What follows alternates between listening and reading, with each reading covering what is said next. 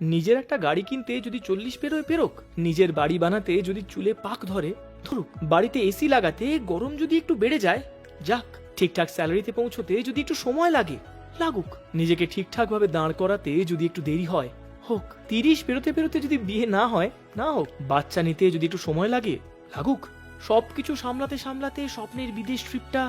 যদি একটু দেরিতেই হয় হোক, 45-এ ডিভোর্সের পর যদি আরো একটা প্রেম জীবনে আসে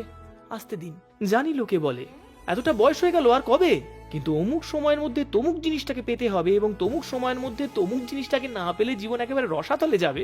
এমন কোনো জরুরি সূচনা জীবন জারি করেনি। ওই লোকটি অমুক বয়সের মধ্যে তমুক পেয়ে গেছে বলেই, ফরেন ট্রিপটা হয়ে গেছে বলেই, বড় চাকরিটা হয়ে গেছে বলেই, জীবনে অত কিছু পেয়ে গেছে বলেই আপনাকেও পেতে হবে এমন কোনো নিয়ম জীবন আপনার জন্য নির্ধারিত করেনি। তুমি যে সেখানে অসফল তা নয়,